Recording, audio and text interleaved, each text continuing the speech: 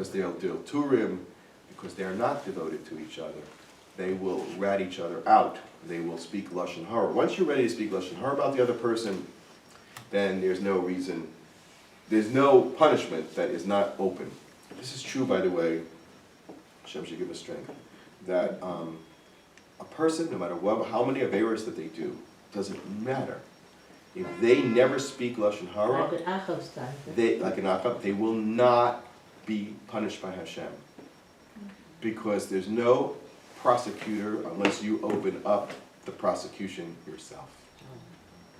If you prosecute others, and if you judge others and pronounce them guilty of whichever negative things, then already you say, oh, really? Hashem operates with which midah? Midah keneged midah. That's what Yisro discovered. And therefore you're opening your door to everything horrible. Now I just want to finish this point, we'll go back to Yisro's midah keneged midah. What if the pshat were this? Moshe comes to Yisro, having given up hope in the Jewish people. Even at the sneh, what does Moshe argue to HaKadosh Baruch Hu? V'chi otzias b'nei Yisrael me'eretz Mitzrayim, mi anochi. First of all, I'm not worthy, which is hard to understand because he was running the king's palace. So what do you mean, I'm nobody to speak to Paro? You ran Paro's palace. That's a different question. But I think it may have been that Moshe's frustration and failure had sent him to believe that he was no longer that person that he was, who was dominating Paro's house. I'm not that person anymore. But also, Klal Yisrael have no zechuyos to get out of Mitzrayim. V'chiyotzias b'nei Yisrael Mitzrayim, I've given up on Klal Yisrael. What about the Nashim? Yeah, but what are Nashim going to do without Anashim? I mean, in their schools, they would do. Yeah, but at that point, before Matan Torah, Nashim are not the determining factor of Yiddishkeit. Only after Matan Torah that was the case. Certainly not before Moshe got to meet. Moshe was born anyway. But he might not have been aware of that. The women are not the ones that will transmit Torah. They're obligated to. So if Torah is the point, and you got to give over Torah, she's not obligated, al pi halacha, to see that her son has a Torah education, because she's not obligated to learn and give it over personally. And if you're not obligated to give it over personally, then the system doesn't work. What about Torah Sinecha? That's for sure. She gives him everything else. She gives him emunah, and she gives him bitachon, and she gives him all the basis of being a person and midos tovos. Now we have somebody to teach Torah too. There's nobody to talk to if the Torah Simecha is not there. We have nobody. We have an oisvar, a behema of a person.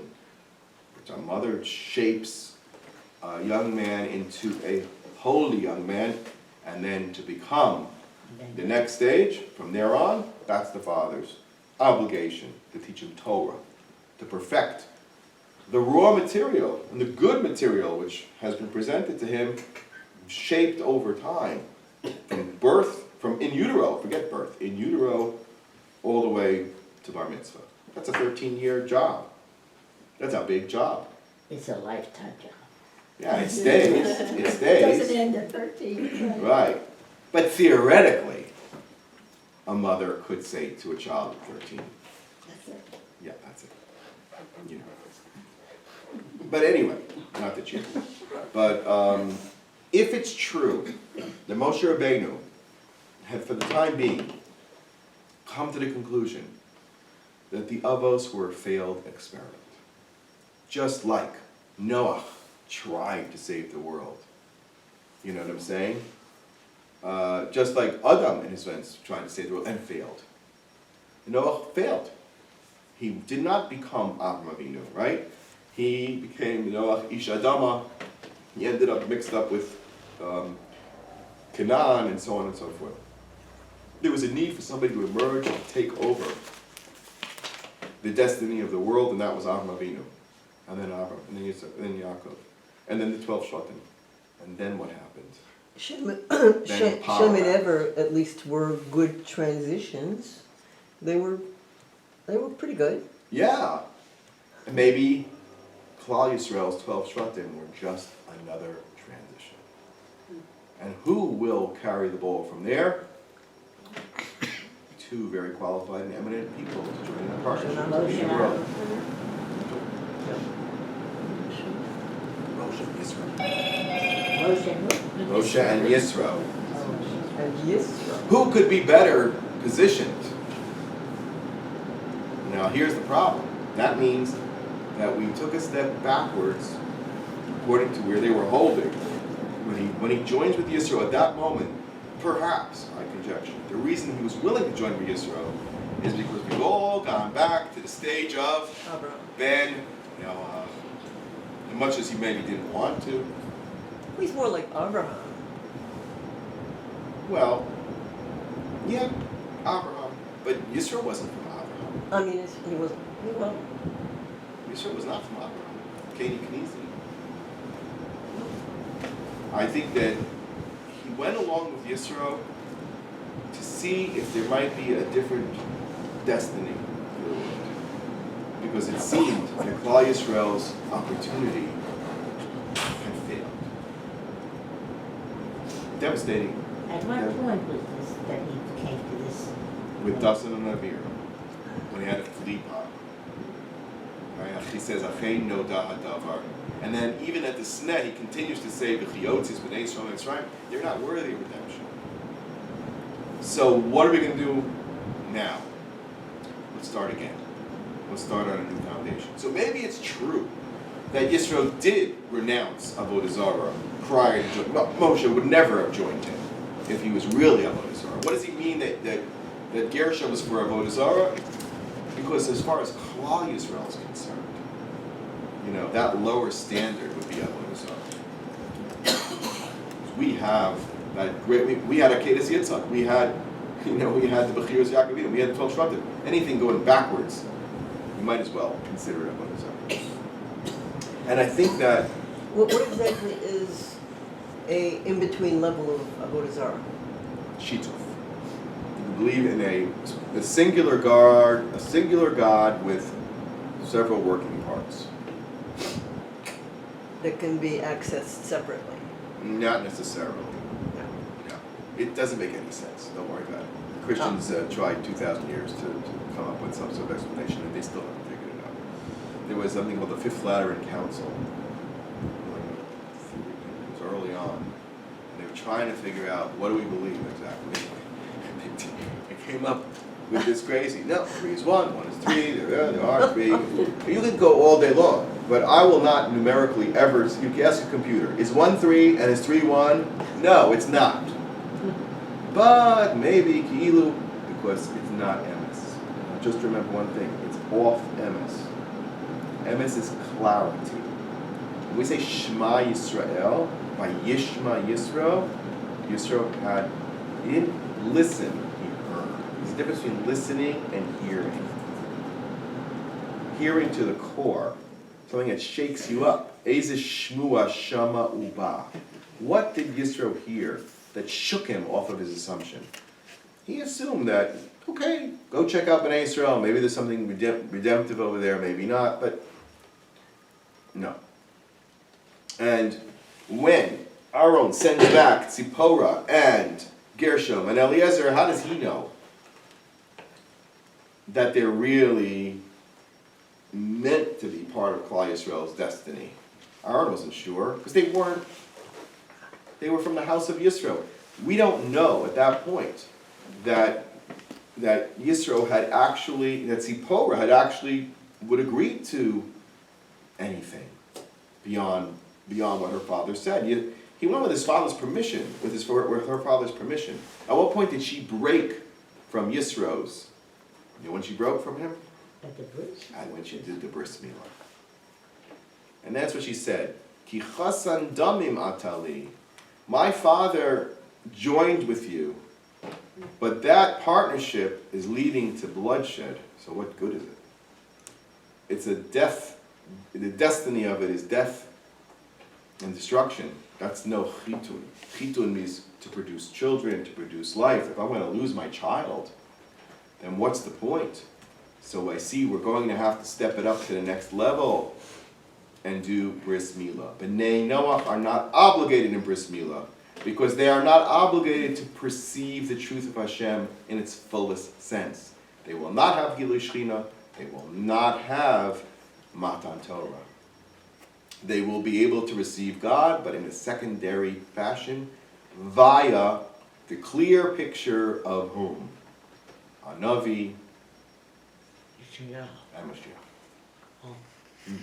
The two subject matters of our Haftorah.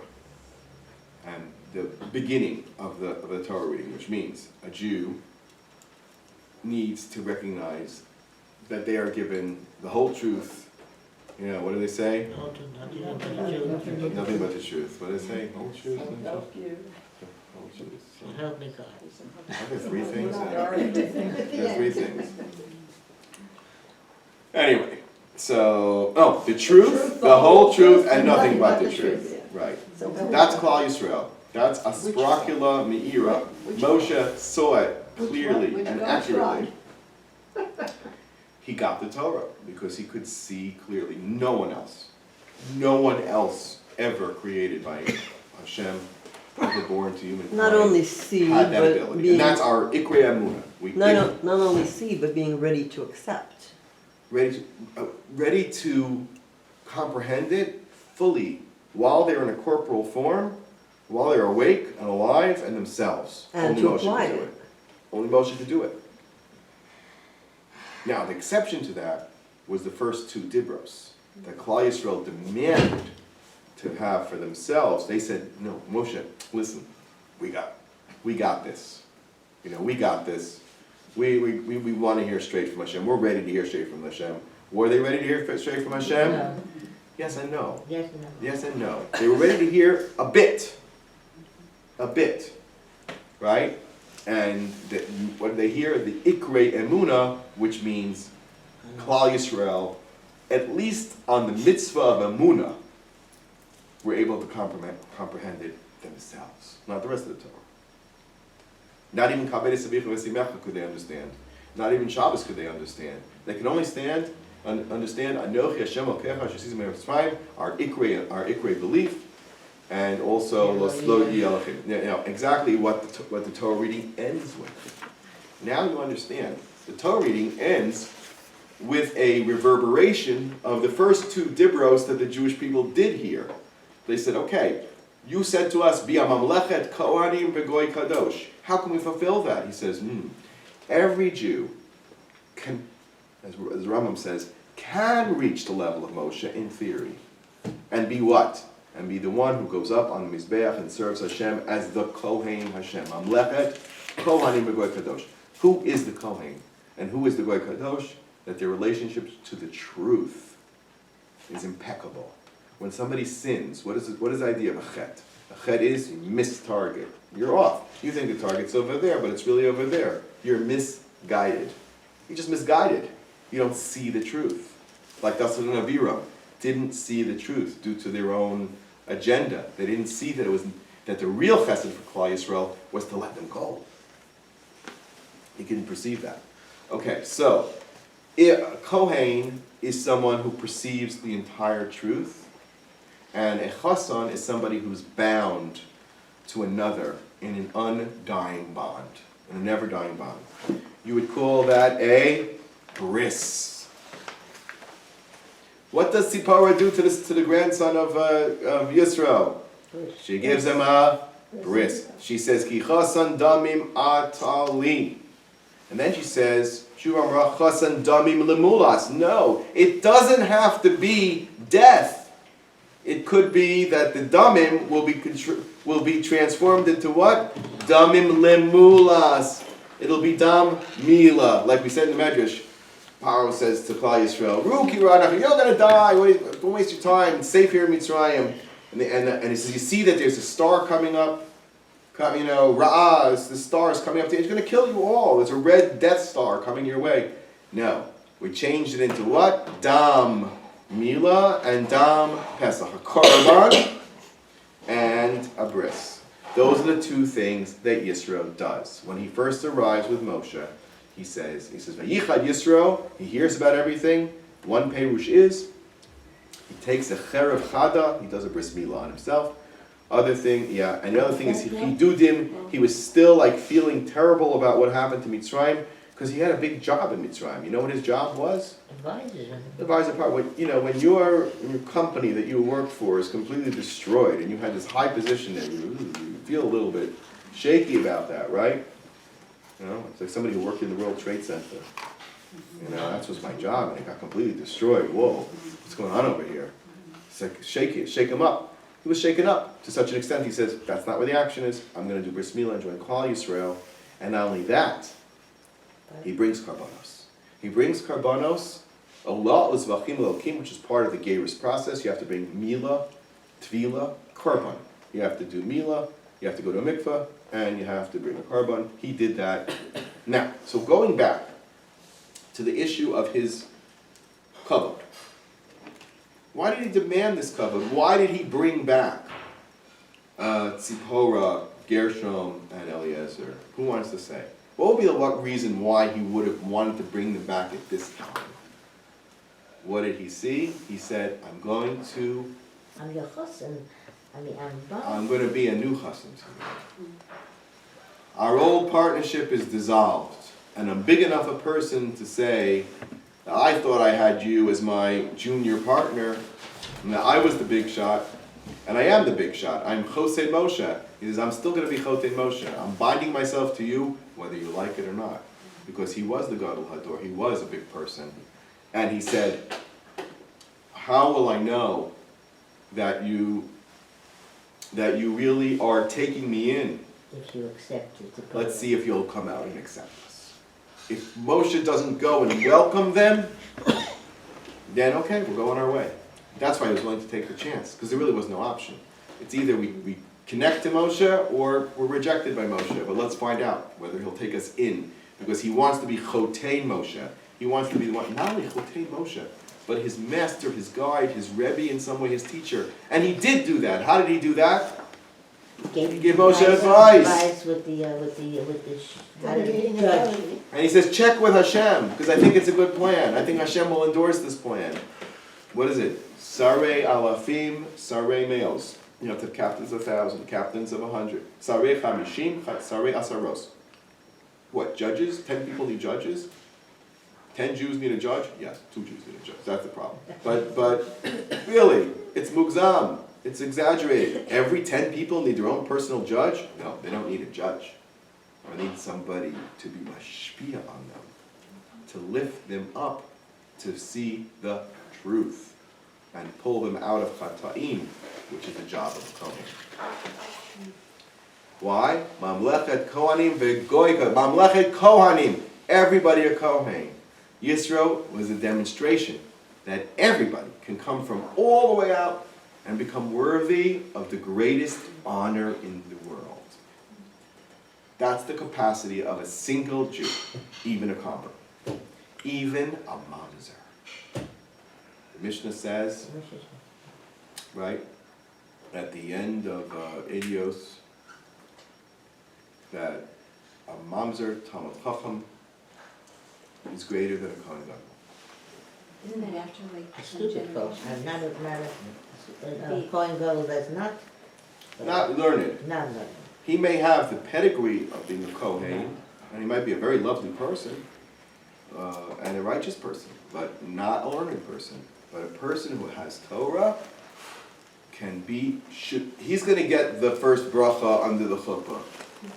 The mamzer Talmud Chacham gets the bracha instead. What do you mean? Kohen Mothers, they would get the first aliyah. They always burn bench first. No. The real Talmud Chacham over Kohen Gadol Hamaretz is first.